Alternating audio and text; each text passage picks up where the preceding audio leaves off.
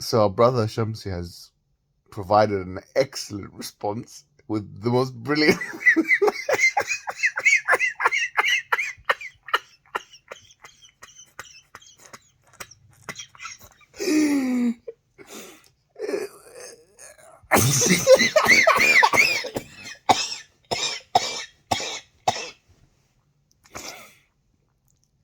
The most excellent response with the most brilliant spoken English I've probably ever heard.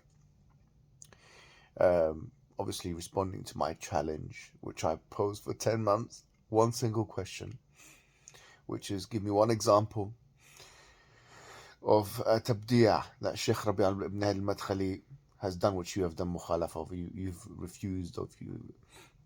So let's just listen to his fantastic response in the best of English language right now. We are in need of Sikhism to make the world better world.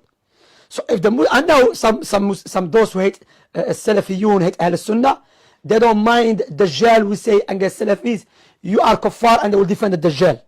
They will believe him in that, you know. So he's saying, I know you're gonna make billion. Even Ibn al-Khattab said 72. I know some of you go make billion excuses. Don't worry, I know. Like you make billion excuses for Yasir Qadhi, who said covering statement, you're going to make Mohammed Hijab. But I'm making this message for those Muslims, layman Muslims, who are sincerely seeking the truth, who they love Allah and His Messenger more than anything else. That's my message to whom? To them. No. I'll tell him to say what it is, not genuinely. So if the Muslims and the Christians and the atheists follow this teaching, we'll have a better world. No, seriously. I don't need the pump, by the way. Just tell me. No, I'll tell you. Even he knows he's been hypocrite or something. He said, I don't need the pump. But I said, seriously, Muhammad Hijab. Because a person might say, no, Muhammad Hijab just wants to make da'wah to him. Brothers of Farid, please, don't make billion excuses, yeah? Farid Akhi, may Allah bless you. Don't make billion excuses, okay? Don't say he's giving da'wah, because soon you're going to tell us some kufri statement to the Muslims, say it. There's no problem as long as you're giving da'wah. I'll tell you what it is. It's this idea of taking the ego out of yourself, yeah? And you always remind yourself, like, it's not about me. You always say it's about... Taking ego of yourself is not about me.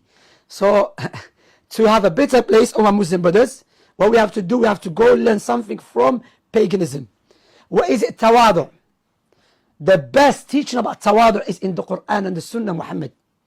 So Muhammad Hijab openly come out and he said, I was kadab at that time. I was lying. Because clearly, what your statement necessitates, that teaching we don't have in Islam. So Prophet did not give us which teaching tawadu.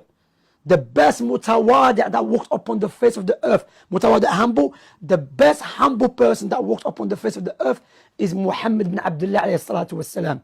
Rather, for us to have a better world is upon Sikh people, Sikhism. Every follower of religion, Sikhism, Hinduism, Buddhism, every ism, non-ism, Christianism, all of them, in order for us to have a better world, they have to follow the teaching of Prophet Muhammad. What we can see is that he's trying his best. But actually he's exposing his own lack of logical coherence, because his understanding of what's in Usul Fiqh referred to as Mafhum Mukhalafa is completely wrong. He thinks that, for example, if I say X person has this quality, that means I don't have that quality to offer him. So in other words, if I say, let's put it in very specific terms. If I say a Stoic philosopher, he knows how to have a meditative temperament, it doesn't mean that Islam doesn't have that. Even if I say that the Stoic philosopher, because of his Stoicism, believes in or has a meditative temperament, it doesn't mean that the Islamic worldview couldn't allow you to have a meditative temperament. It doesn't follow like that. And this is the problem with not studying logic and critical thinking properly. You're making fumbling comprehension mistakes. There's two layers of issue here. You've got the linguistic layer, as you can see with his very poor English.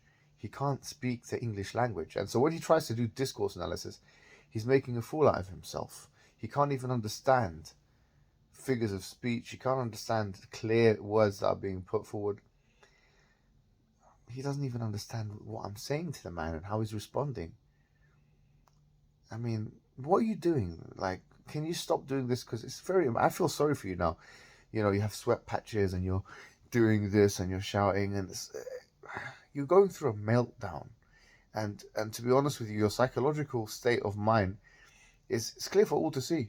You have a panic grudge against me personally. I trigger you. Whatever that is inspired by, you're going to have to introspect. You're trying your best to squeeze blood out of stone.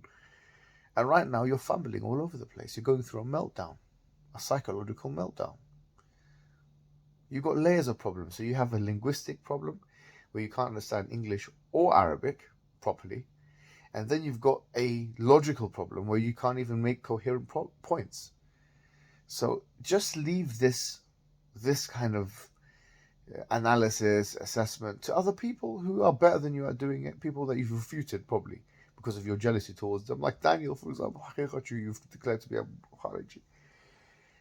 Leave it to people that can actually think for themselves and not blind followers. People like you, and I'll end with this, who couldn't even meet the challenge after 10 months. So give me one single tabdiya. You're talking to me at the beginning, it's like a diversion. Who's diverting, Akhi? You're bringing up videos from 5 years ago. One single instance where you differ with Rabi al-Madkhali's tabdiya. That's all.